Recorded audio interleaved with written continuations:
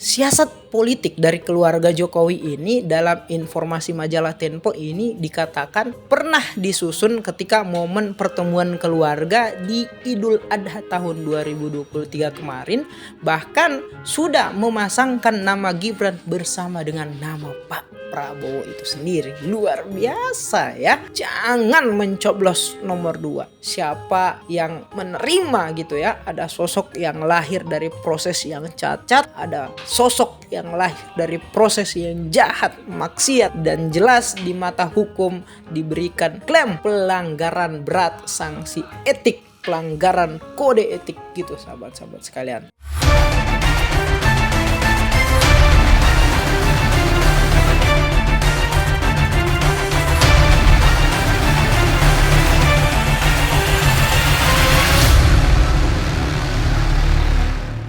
Bismillahirrahmanirrahim. Assalamualaikum warahmatullahi wabarakatuh. Alhamdulillahirabbil alamin. Allahumma shalli ala sayyidina Muhammad wa ala ali sayyidina Muhammad.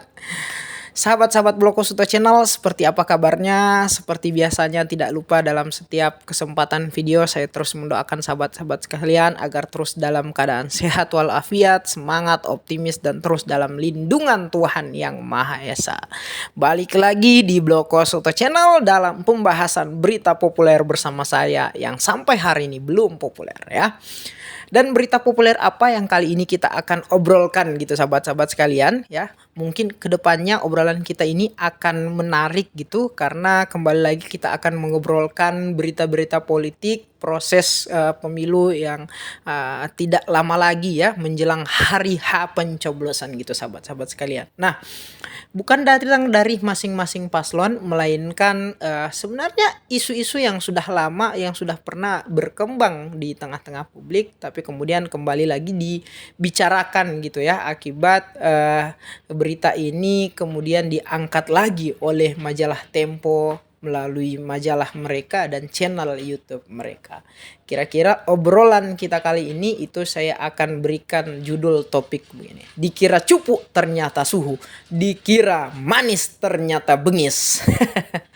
Nah, perumpamaan ini saya ibaratkan adalah gaya sikap politik dari Ibu Iriana Jokowi gitu sahabat-sahabat sekalian. Merupakan ibu negara, merupakan istri dari Presiden Joko Widodo, merupakan ibu dari seorang putra yang hari ini berkontestasi di Pilpres tahun 2024 ya.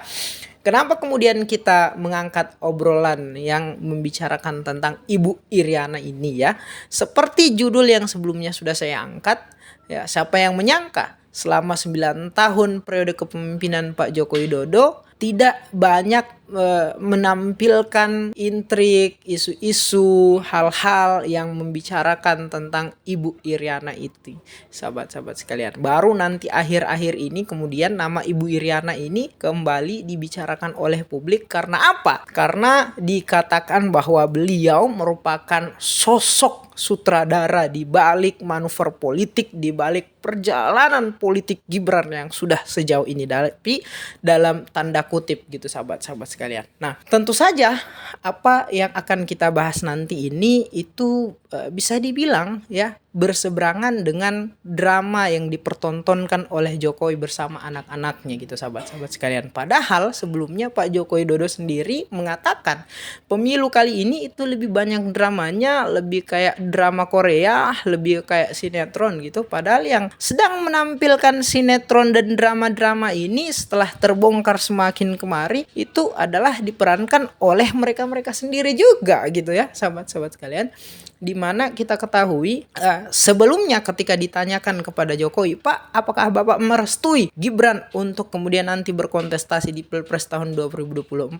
Dan jawaban Pak Joko Widodo ya setidaknya 2 poin, bahwa Gibran ini masih 2 tahun pengalamannya sebagai wali kota Solo, artinya belum cukup, dan umurnya juga yang tidak waktu itu ya memenuhi kriteria persyaratan calon presiden dan wakil presiden kalian. Nah, jawaban ini tentu saja ya memberikan kita kesan bahwa Gibran mungkin memang tidak akan maju. Kemudian faktor yang kedua adalah datang dari Gibran dan Kaisang sendiri ya. Kalau kita flashback ketika dalam wawancara mata Najwa Shihab kepada mereka berdua ini, ketika ditanyakan apakah nantinya akan ya masuk dunia politik, jawaban mereka tidak gitu sahabat-sahabat sekalian, dan mereka bilang akan fokus di bisnis saja gitu. Nah, dan faktor yang ketiga atau alasan yang ketiga adalah memang dari partai PDIP yang menjadi partai mereka dahulu, yang sudah memenangkan mereka, yang sudah menggembleng mereka, yang sudah merawat mereka sampai hari ini,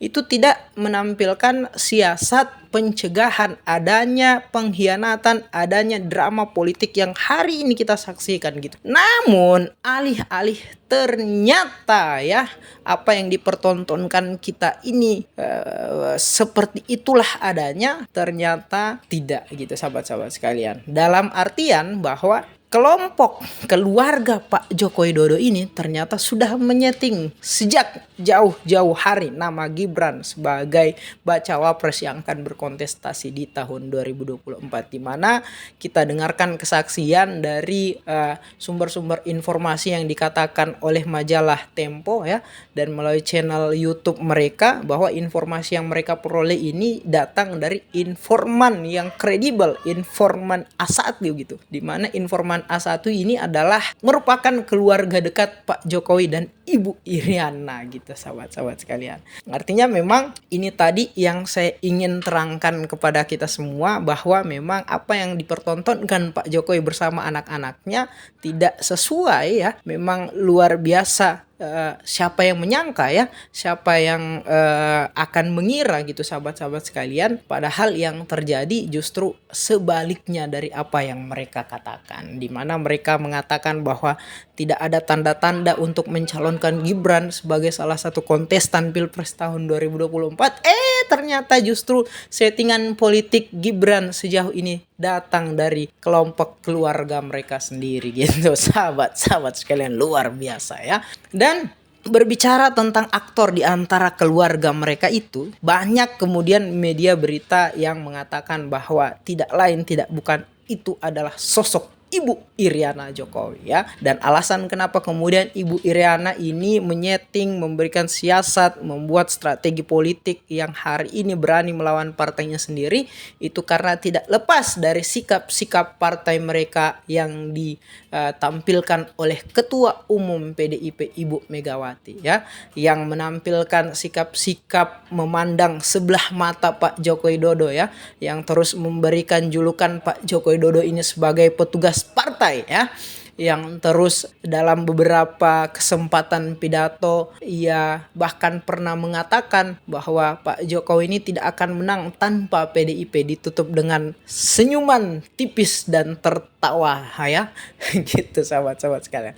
Dan tentu saja siapa yang tidak sakit hati gitu ya, selama ini proses perjuangan 10 tahun 2 periode kepemimpinan, menjaga nama baik partai, menjaga nama baik kekuasaan dan lain sebagainya, tapi kemudian ternyata partai itu bersifat arogan dan menilai ya kita hanya sebagai petugas partai gitu sahabat-sahabat sekalian. Siasat politik dari keluarga Jokowi ini dalam informasi majalah Tempo ini dikatakan pernah disusun ketika momen pertemuan keluarga di Idul Adha tahun 2023 kemarin, bahkan sudah memasangkan nama Gibran bersama dengan nama Pak Prabowo itu sendiri. Luar biasa ya. Bahkan sudah sejak lama sebenarnya, bahkan sudah sebelum nama Gibran ini masuk dalam bursa cawapres ya, karena memang di awal-awal kita itu tidak pernah ya mendengar nama Gibran ini sebagai salah satu nama yang masuk dalam bursa cawapres, karena siapa yang menyangka dia tidak memenuhi aturan administrasi, dia kemudian masih menjadi wali kota Solo gitu ya,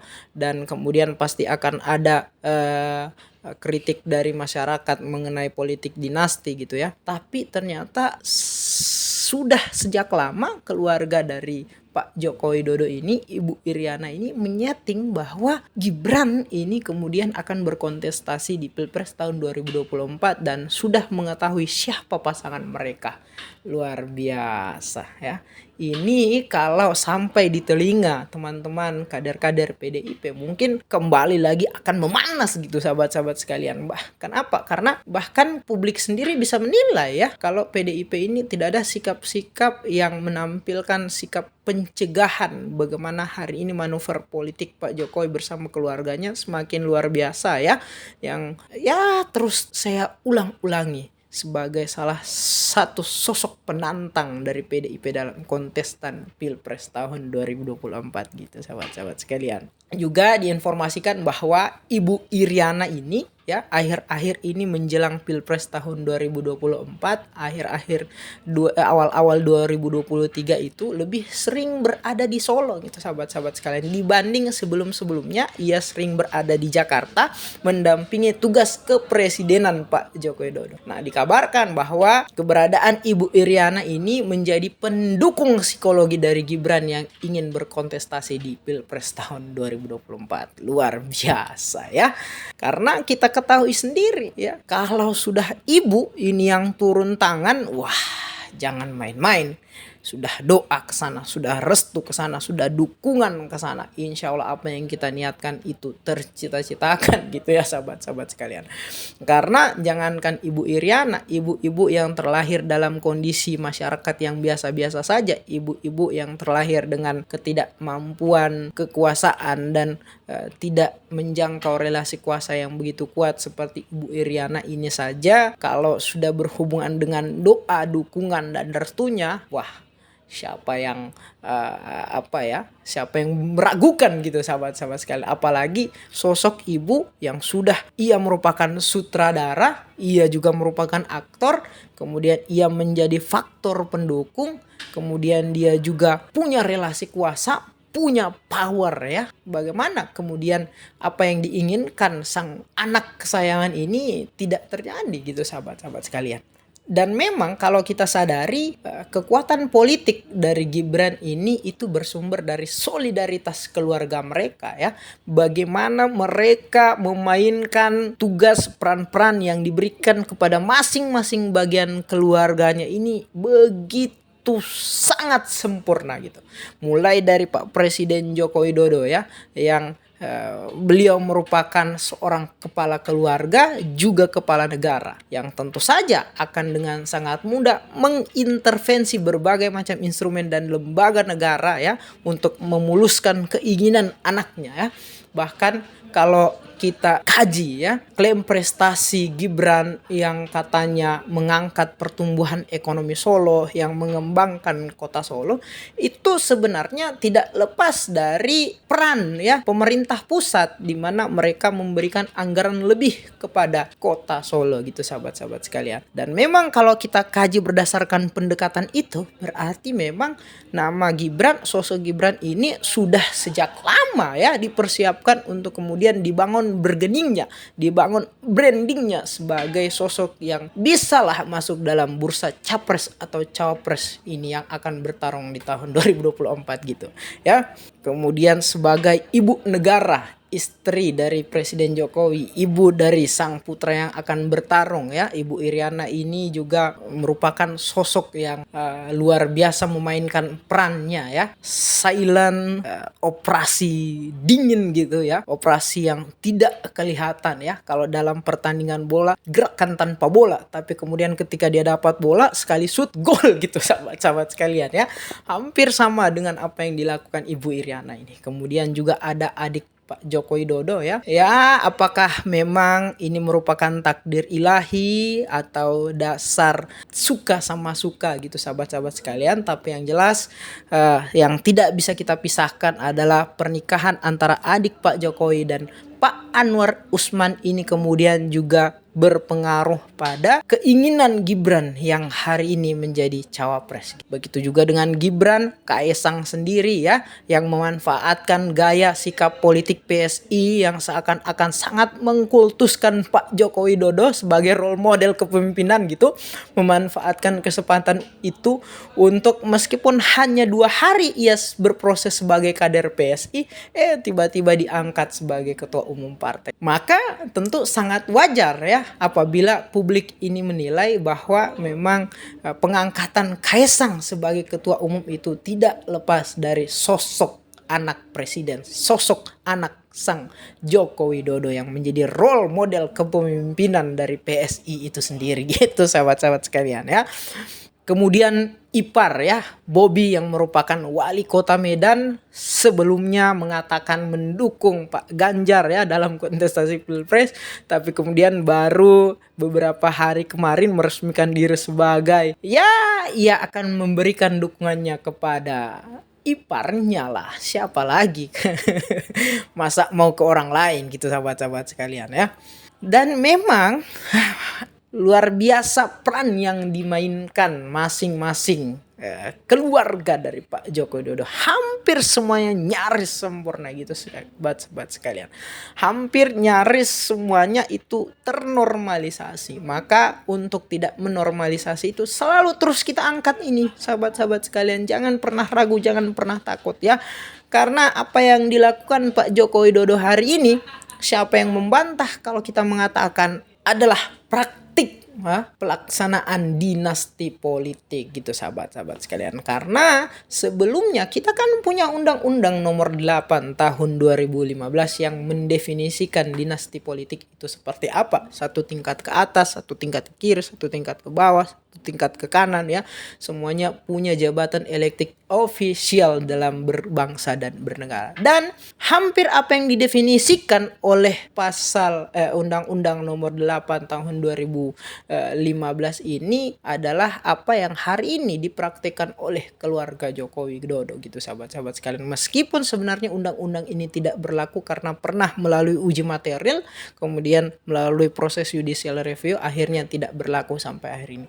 Tapi yang saya ingin tegaskan, meskipun undang-undang ini sudah tidak berlaku, setidaknya kita pernah ada dalam satu ide yang mendefinisikan seperti apa definisi dari dinasti politik atau politik dinasti ini gitu sahabat-sahabat sekalian. Dan hampir apa yang dimaksud dalam undang-undang itu adalah, sekali lagi saya bilang, apa yang dipraktikkan oleh keluarga Jokowi hari ini dalam melanggengkan kekuasaan mereka gitu sahabat-sahabat sekalian ya.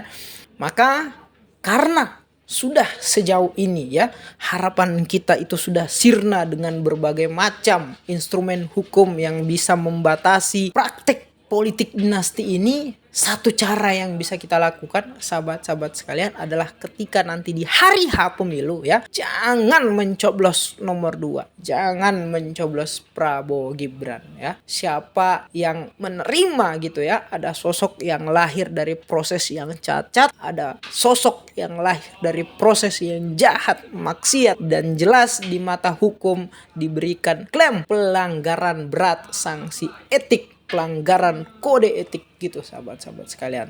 Terima kasih, demikian video dari saya. Billahi taufiq wal hidayah. Assalamualaikum warahmatullahi wabarakatuh.